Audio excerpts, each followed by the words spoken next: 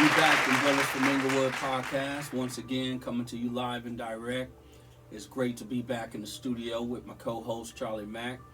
And we want to say thanks to the Coalesce Group and Fruit Off the Vine, Clothing Apparel, for allowing us to partner with you and be associated with your brand. Thank you so much for all that you're doing in the educational community as well as the business industry that you represent. And before I introduce the topic, I want to throw it to Charley Mack and let him holler at you. We back in the building. Yes, sir. We back. We back to give it to you guys raw again. It's kind of what we do. We're going to give it to you 100% from our perspective. It's only ours. But before we do, we don't own the rights to this music, you dig? But we sure going to groove to it. Ain't that right, Cam? Yes, sir. Okay. So you guys get ready. Put them seatbelts on tight. We about to get this car. Well said, bro. Well said. Interesting topic. Again, I think it's going to really hit home and shed some light in areas some people may not even be willing to admit think it. And think about some of those dark, places in their lives. You know, they like to just kind of forget them. But we're going to talk about childhood trauma and how that played a part in our life as individuals and collectively. But, you know, since you developed this great topic, I'm going to let you get the first crack at it. Okay. You know, this is really, really interesting because when I look back on my life as a kid, I look back and ask myself, like, why?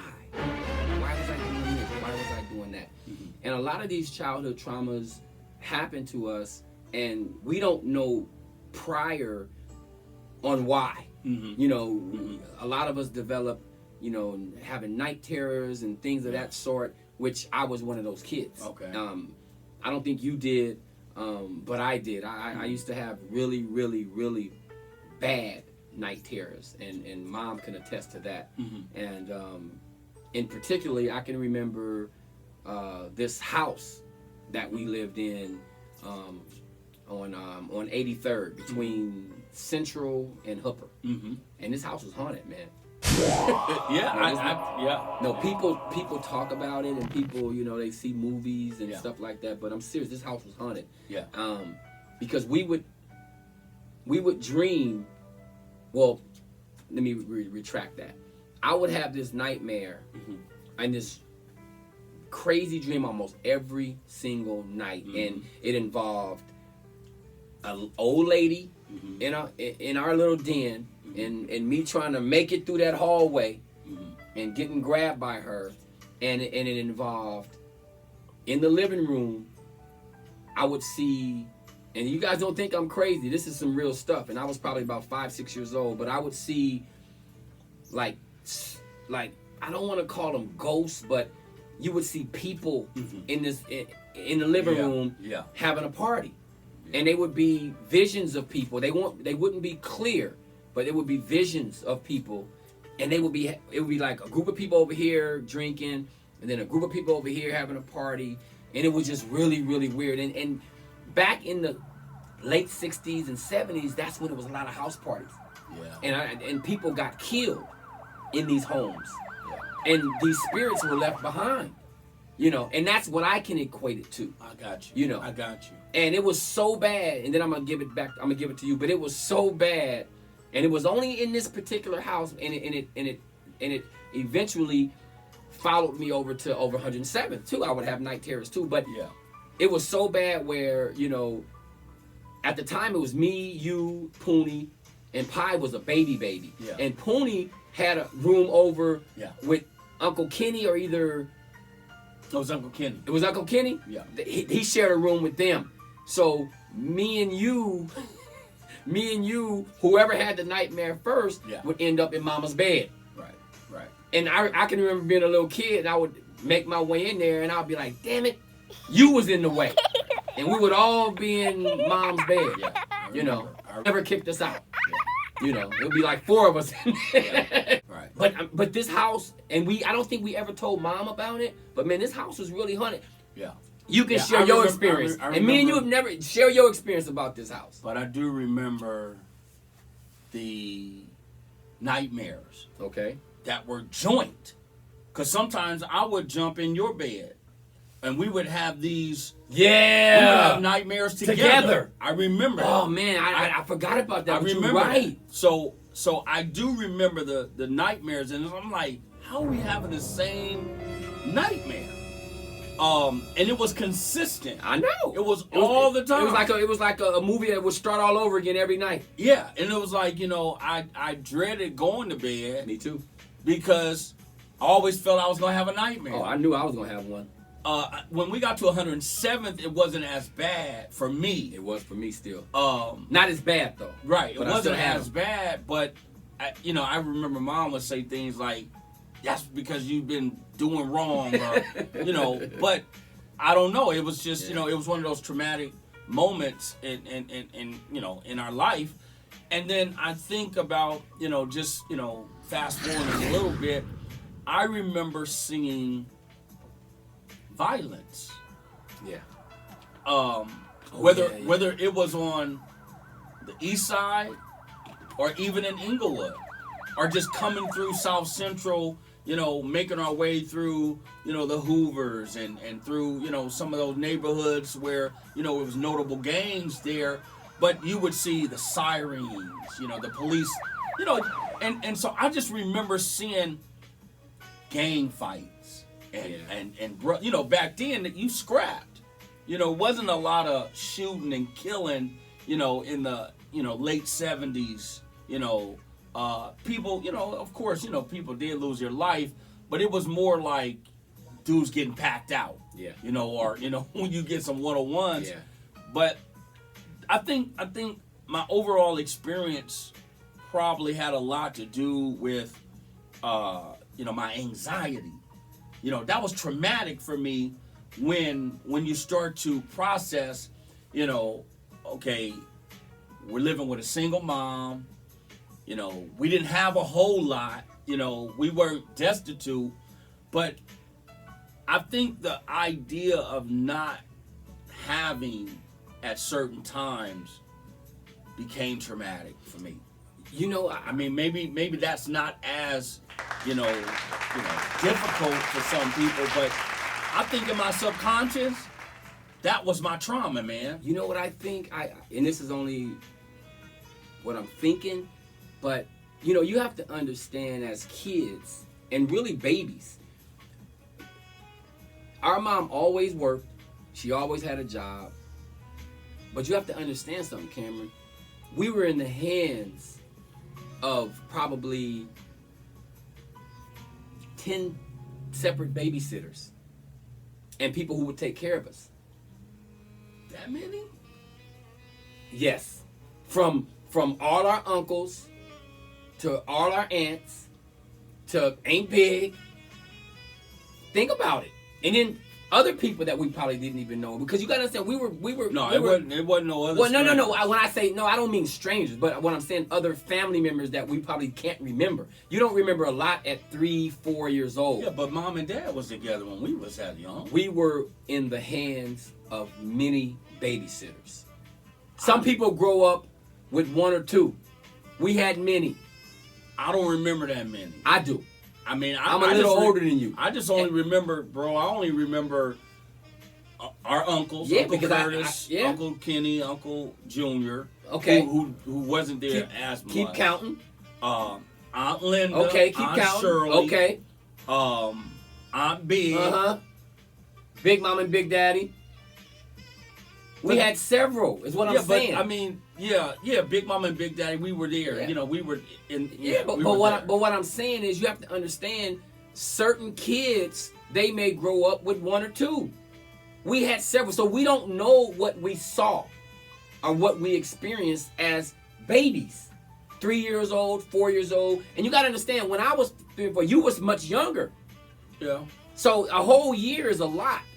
You know, me being 1 year old and you being 1 month old, it's a difference. Me being 2, so You may not remember the things that I remember, or you may not have experienced the things that, just like Pooney, his experience was different than mine and yours, because he was a couple of years older than us. Yeah. So his experience is different. If you ask him his experience as a childhood and going through childhood traumatics, his whole story may be different than ours. His narrative may be way different than ours.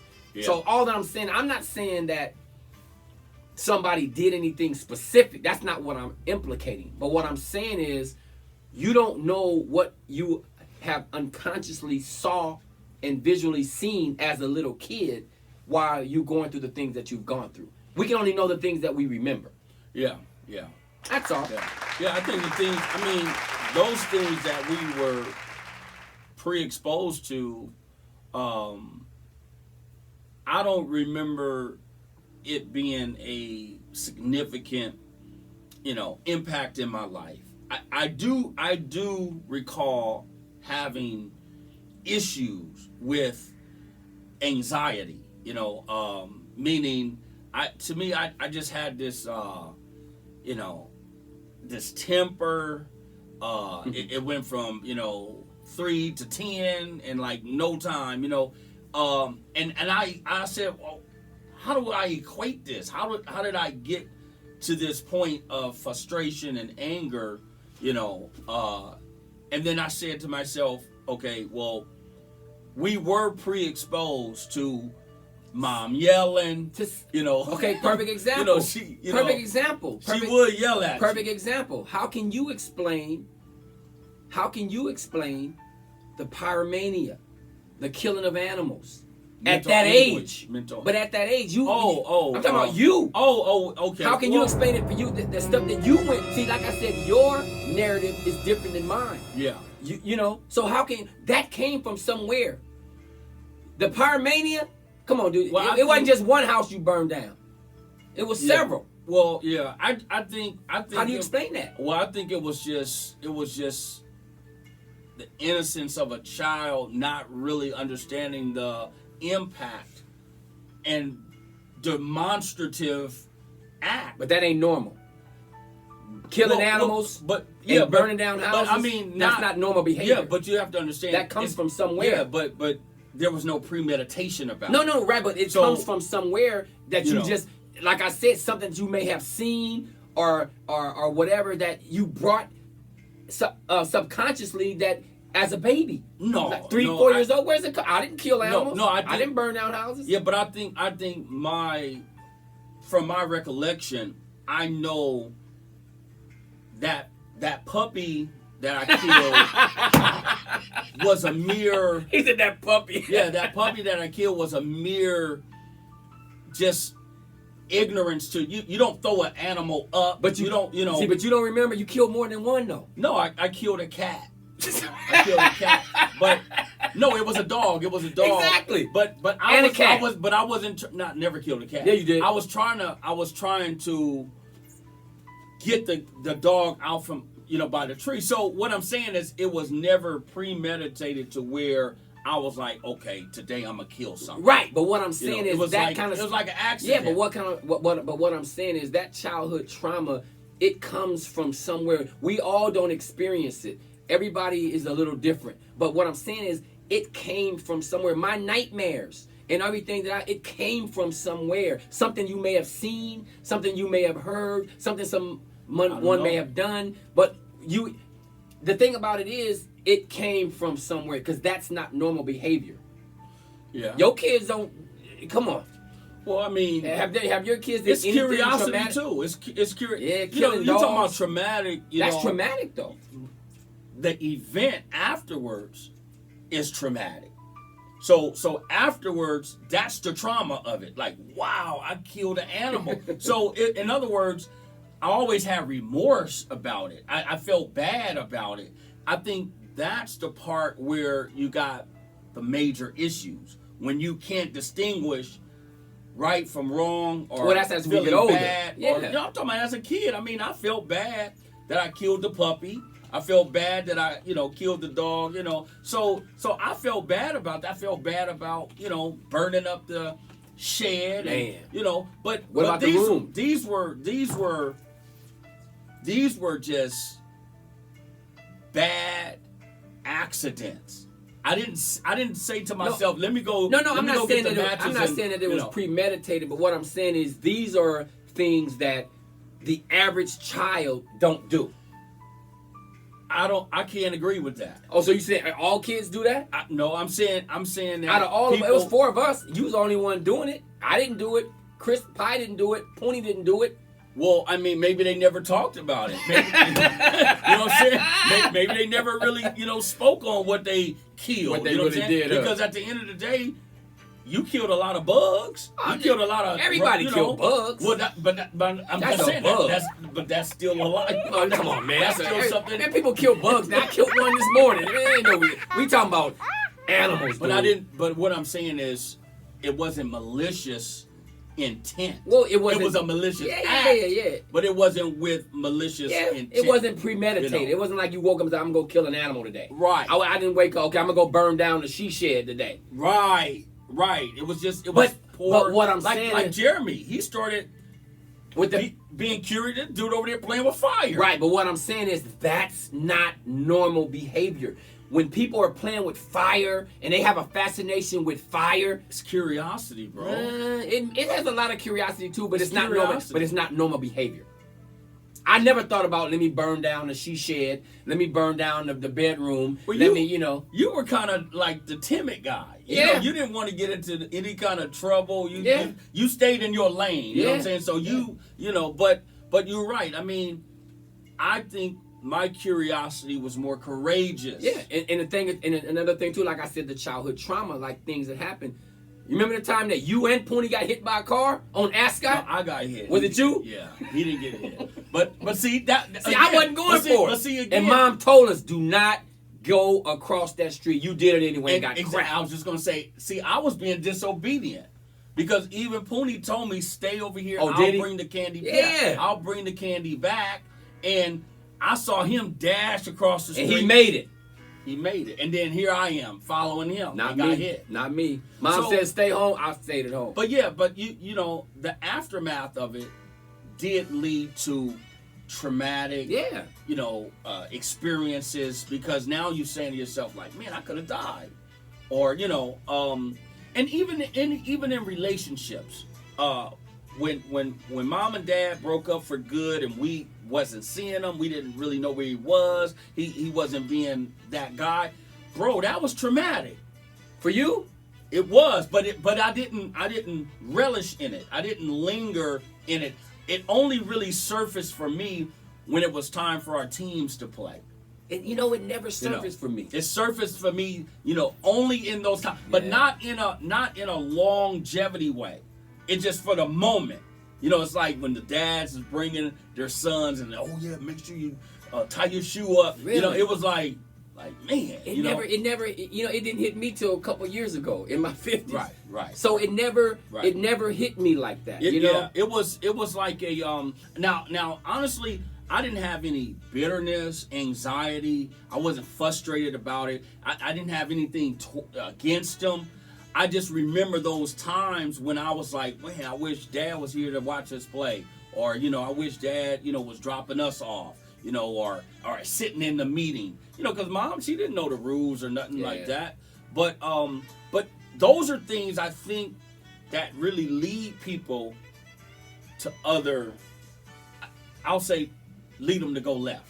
Yeah, and you know what? It's okay. So these childhood traumas, how do you think they have affected you, or maybe they have, maybe they haven't, as an adult, like in your adult life? They helped me. Did they help you? They helped me, and I think they helped me because I became more educated to where I can share information with my own kids. Right. And then I can fill that void by saying, you know what? You don't have to go to bed in the dark because I can cut your nightlight, your nightlight on, or I'm gonna be right outside the door in my room. Yeah. So I think the security part of making sure that they didn't have to repeat these insecurities, because I think to this day, man, my daughter, she still don't like to sleep in the complete dark. Well, I think, come on, Pye didn't. She's 10 years old. You got grown men that's 50 that don't like sleeping in the dark. I mean, really, you got people out there. I gotta have obscure darkness. Listen, you got people out there viewing right now that's in their 50s, 40s, 60s. Still scared and they scared the hell of the dark. I like it pitch black. I gotta have it black. I'm the same way.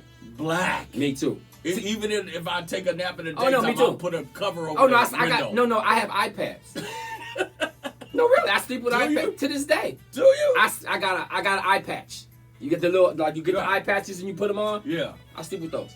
Do you? Yeah. I'll take them off. I like in the middle of the night. I'll take them off, but I sleep with them. But see, the thing with you, with like the whole childhood trauma thing. See, you was a rambunctious kid from just the very beginning, and you never listened. I can remember when we were 4, 5, and maybe 7 or something. And Mom, we were so small, Mom would give us a bath in the same bathtub. Yeah. And I can remember one time, and I can remember, I'm 55 years old, and I can remember this like it was yesterday. Mom was on the phone. Yeah. No, she was giving us a bath, she was bathing us. And the phone rang, and she said, I'm going to answer this phone, y'all don't play in this tub. You sit right here. The minute she walked out the door, your butt started messing around in the tub and started drowning. Start drowning, man. Flip-flopping in the tub, drowning. I'll never forget that. I never forget it either. I was turning and I'm thinking like, what the heck is going on? I guess I was trying to get my balance, but I was under the water. Drowning in the tub. I'll never forget that. Mom came in there and lost it on you. Yes, she did.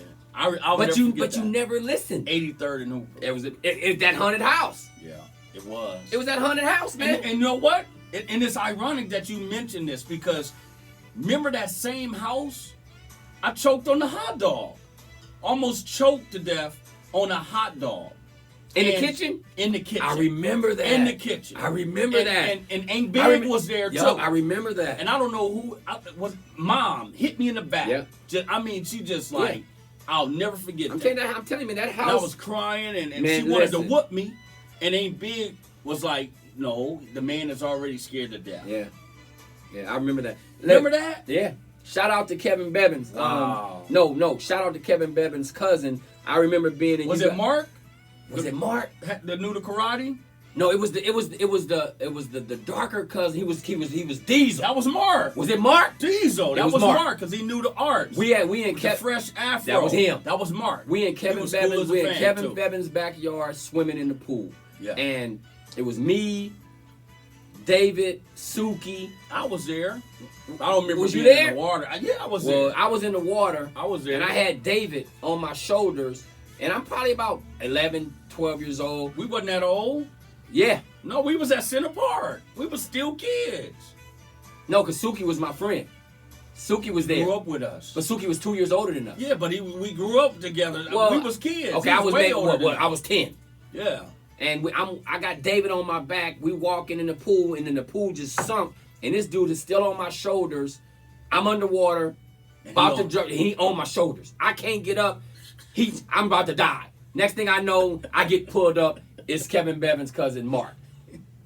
Saved my life. Mark, yeah. Man, I was so mad at this dude, David, man. And from that day on, I never, ever played in the pool no more. Like, had people, never. No? Never, dude, because it shook. I'm supposed to be dead. Yeah. This dude on my shoulders. I don't know if you remember this, but we was at Center Park playing, and you could have been on the basketball court. I don't know.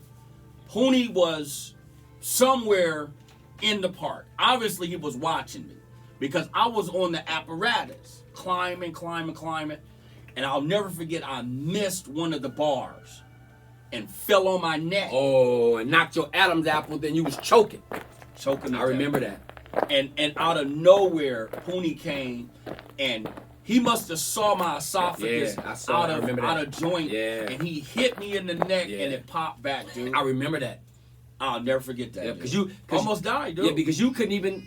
I couldn't breathe. You couldn't even make any noise. I couldn't do nothing, dude. Yeah, I remember that. I couldn't do nothing. And it's crazy because, man, one day I was at a service out in Whittier, multicultural church, so on and so on, and this gentleman asked me if he could minister to me. Make a long story short, the dude told me about 2 different times when the enemy tried to kill me in my youth. Wow.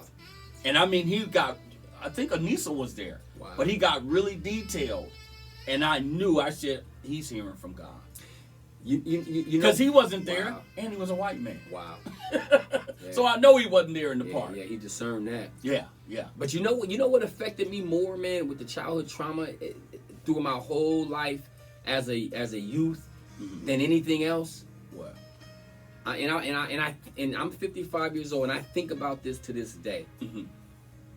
Is the young kids we knew that lost their life.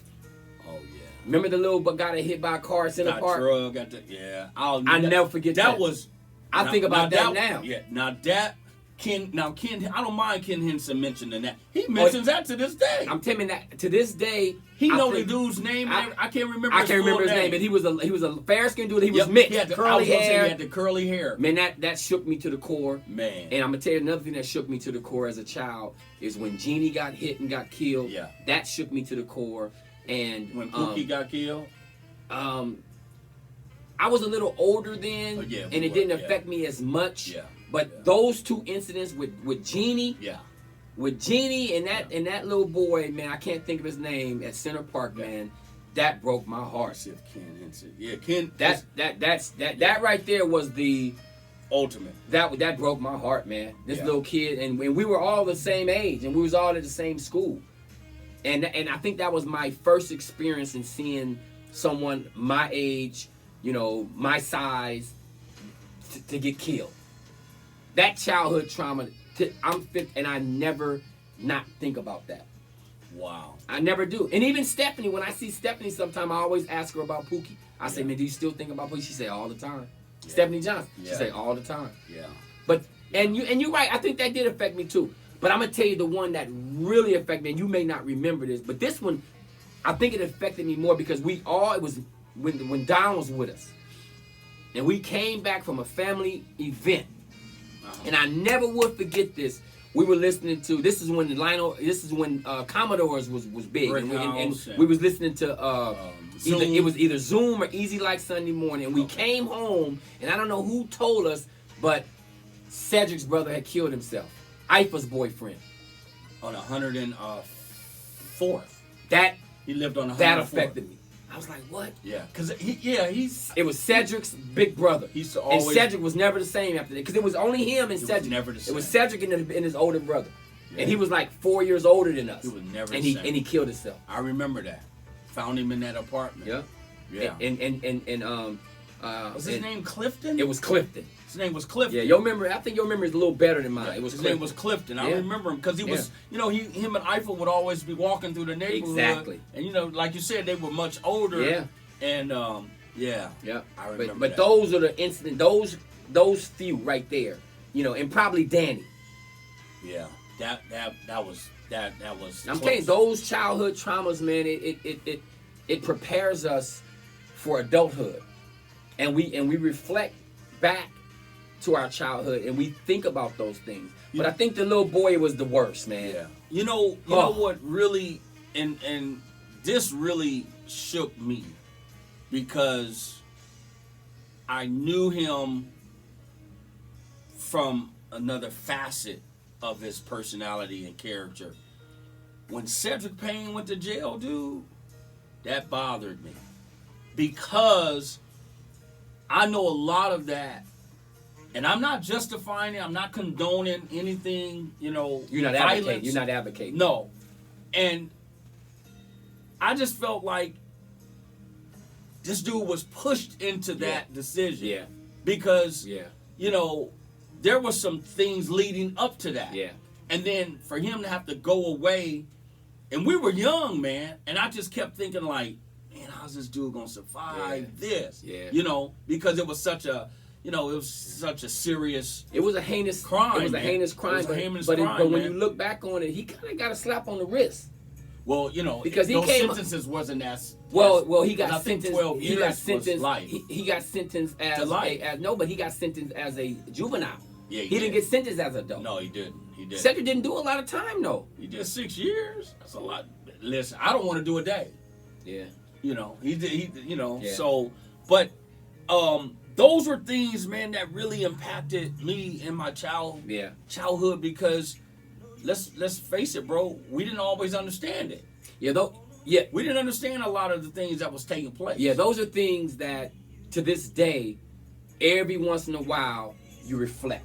Yeah. And you start thinking about all these things that we just talked about. Because there's not a day go by that I don't think about some of the stuff that we just got through talking about. Now, I think I was talking to my therapist last week, and I was telling her about the haunted house. Yeah.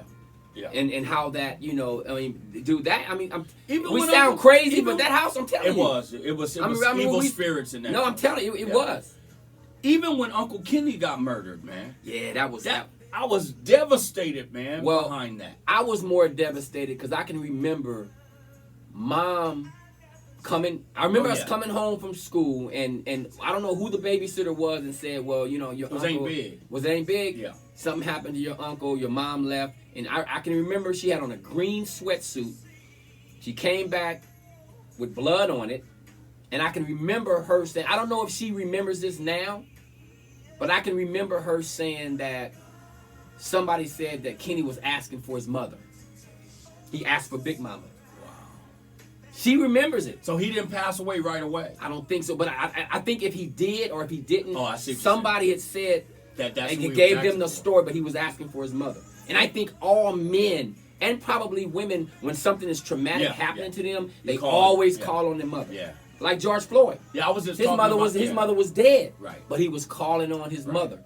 Because I was just talking about that Sunday. Yeah, because these are the people who nurture their kids. Your first teacher. And we think of our mother before we think of our father, because she's the nurturer. She's the She's the one that we slept in a fetal position for 9 months. Yeah. She's the one who's gonna hold us and feed us. Voice, she's the everything. one, right? So she's the one who we ask for first before we ask for our father. Right? And it's crazy because women talk about that all the time, and they say, you know, we did all the, you know, the fundamental stuff, and then the first word the baby uses is dad. It's dad. Yeah. That's the first word they dad. But mom did all the work. Right. Yeah. Right. No. This is really interesting because I think it's also identifying with where you are in your life and how those, like you said earlier, does these things play a part in your adult life? Yeah. Yeah, they do. They really do. They do. You know, and it was very logical, the question that was presented earlier as it relates to, well, who does that? That's not normal. You know, killing animals and setting fires, that's not normal. And then you start to revisit it and you start looking at it and you say, well, you know what? I don't have no explanation. Yeah. You know, at the end of the day, I know enough from having those experiences to know I didn't have a malicious intent. Listen, I didn't have this, you know, fury and this rage and say, oh, I'm gonna take the eyes out of this animal. You know what I mean? Well, there's people right now that's in their 50s and 60s who have had some childhood trauma and they've never addressed it. Yeah. And it comes out in relationships. Yeah. They don't understand why this relationship's not working, why this person is doing whatever. You know, some people suffer from abandonment. They suffer from attachment, detachment, and they don't understand why. Well, damn, why isn't this thing working out for me? You know, sometimes you got to get that off your chest. Gotcha. Sometimes you got to find somebody to talk to. Yeah, you got to let that out. No, you're right. You're right. You got to really let that out. You got to release it. Whatever. You got to let it out. Yeah, because when I was looking at, and then I'm gonna turn it over to you, let you close it out. But I was looking at, like, you know, some documentaries on, you know, some of these serial killers. Yeah. And those that were willing to do their interviews, bro, it all began through some traumatic happening. Yeah. They became these rapists and these, you know, because of something traumatic that took place in their childhood, something that they saw or experienced or something that was done to them, bro. Yeah, I know. And it comes out in a lot of ways to where, you know, it's either violence, it's either some kind of substance abuse, self-mutilation. Man. Yeah. You know, so I think this is good stuff. I think, you know, we can build on subjects like this, and hopefully we'll be able to, get somebody else in here, to be transparent and talk further about it. But love the subject, man. Great topic. Again, thanks to the Coalesce Group, to Fruit Off the Vine, Clothing Apparel, to all of you that are viewing and watching us. Continue to like, subscribe, and share. We appreciate your following and your comments. We're just asking that you would continue to like, subscribe, and share, and let someone else know that we're on this platform, that we're going to be bringing much more content with other speakers and guests that you'll enjoy. And like my brother always says, it might be you. It just might be you. Be prepared, stay sharp, and, you may be in the studio. Yeah. Throw it to Charlie Mack and let him close us out. Hey, thank you guys for giving us your attention. If you guys found this topic, if it hit home for you, and if you guys are reflecting on some of your childhood, and if you need somebody to talk to, find somebody to talk to, whether it be a friend, whether it be a family member, whether it be you want to come on the show and get it off your chest, but find somebody to talk to. We understand that we've all been through traumatic things in our lives as kids and as adults, but I guarantee you, when you get it off your chest and you release it, I guarantee you're going to feel much better. So thank you guys for tuning in. This is what we do. We're going to keep on giving it to you raw and uncut. Peace and love. Take your seatbelts off. Car and stop. Peace.